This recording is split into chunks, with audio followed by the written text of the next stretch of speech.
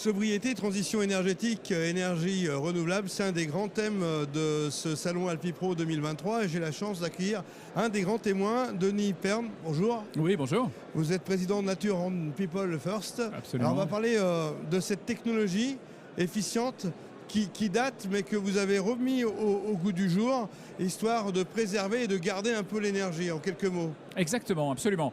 Donc notre société Nature and People First réinvente les STEP, les systèmes de transfert d'énergie par pompage, qui ont été inventés il y a une centaine d'années par un ingénieur allemand et qui reposent sur un procédé très simple. On a deux réservoirs d'eau, du dénivelé entre les deux. Quand l'énergie est pas chère, on pompe l'eau du bas vers le haut. Et quand elle est chère, à la pointe de consommation en fin de journée, on relâche l'eau, on entraîne une turbine hydroélectrique et on récupère 75% de l'énergie qui a été stockée. C'est une grosse batterie à eau. Alors on a fait ça beaucoup dans les Alpes, tout près d'ici d'ailleurs, à Grand Maison par exemple dans l'Isère, mais à très grande échelle. On a fait une installation de 1800 MW, c'est 2 tranches nucléaires, c'est 140 millions de mètres cubes d'eau, des choses qu'on ne peut plus faire aujourd'hui. Et pourtant, on a besoin de stocker l'énergie parce qu'on n'a pas toujours du vent, on n'a pas toujours du soleil, et donc on a besoin de stocker l'énergie. Donc nous, on le fait différemment. Le point fort, c'est que vous intégrez aux installations existantes. Alors exactement, nous on essaye vraiment le plus possible de faire des choses de petite taille, qui soient acceptables et qui s'intègrent effectivement le plus possible aux installations existantes. Par exemple, aux retenues collinaires existantes de fabrication de neige de culture. On peut très bien imaginer de combiner une retenue collinaire de fabrication de neige de culture et une retenue collinaire d'une steppe. Pour la partie haute typiquement, et pour la partie basse, on va créer un petit bassin en bas ou même positionner le bassin sous par exemple un parking ou sous un terrain de sport, donc pour lui permettre de disparaître dans l'environnement et pour éviter d'être embêté avec les fameuses lois sur le zéro artificialisation nette, donc limiter l'emprise foncière. Pour les stations qui parlent de retenue collinaire, vous avez votre rôle à jouer finalement. Ah complètement, oui, complètement. On est tout à fait capable même d'aider à faciliter les autorisations pour obtenir des retenues collinaires, parce que si on rajoute cette dimension qui est liée à la transition énergétique, qui permet d'intégrer toujours plus d'énergie renouvelable intermittente, photovoltaïque et éolienne, il y aura un regard qui sera un petit peu différent de la part des décideurs publics, de la part des mouvements écologistes aussi. Donc l'idée, c'est de faciliter effectivement le déploiement des retenues collinaires dont on a besoin. Oui. On parle beaucoup de neige de culture. Là aussi, vous pouvez intégrer facilement votre système. Oui, dans la mesure où on peut aussi, par exemple, permettre d'accélérer le pompage de l'eau.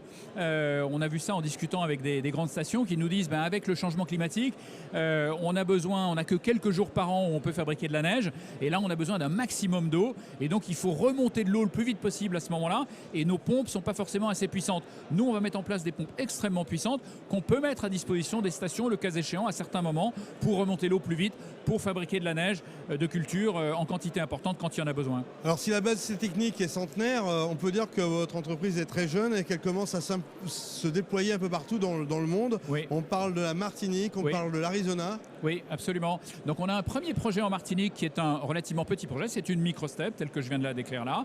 Donc c'est 7 MW, c'est des bassins de 34 000 m3, c'est une emprise foncière de 2,5 hectares en haut, 2,8 hectares en bas. Ça fait 7 MW pendant 4 heures, donc 28 MWh. Et dans l'Arizona, alors par contre, on peut encore déployer des grands projets. Donc là, parce qu'il y a beaucoup d'espace, il y a très peu d'impact environnemental, et donc on peut déployer des projets de 750 MW, donc 100 fois plus gros. Et puis dans l'Arizona, enfin tout près, dans le Colorado, en fait, on a commencé à discuter avec une station de sport d'hiver qui s'appelle Beaver Creek et qui nous a donné l'envie d'en faire plus et d'en faire chez nous aussi. Maintenant qu'il y a un cadre réglementaire qui est en train de se mettre en place, on avait un cadre réglementaire qu'on a contribué à faire mettre en place dans les îles, et maintenant on est en train d'obtenir un cadre réglementaire aussi pour la métropole.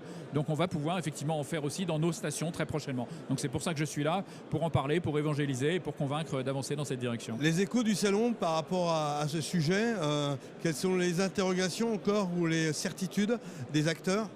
Les échos sont bons, c'est-à-dire que effectivement les stations aujourd'hui, elles cherchent à avoir un positionnement un petit peu différent, plus associé à la transition énergétique. Donc ce qu'on propose nous, ça les séduit énormément parce que ça leur permettra à l'avenir d'être un acteur majeur de la transition énergétique. C'est-à-dire pas juste de générer du photovoltaïque, de l'énergie photovoltaïque ou éolienne pour leurs besoins en autoconsommation, mais également pour les besoins de toute la région et même du pays, d'être un peu la batterie du pays.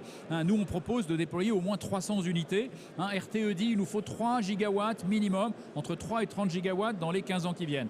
Nous, on dit 3 gigawatts, c'est 300 micro-steps dans 300 stations de sport d'hiver.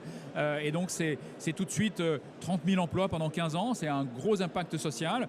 Et c'est aussi beaucoup de prospérité à travers les impôts qui seront payés, à travers toute l'activité qui va en découler. Bon, vous êtes aussi impactant et déterminé par rapport à votre démarche. Bravo et bonne continuation. Merci, c'est gentil, merci.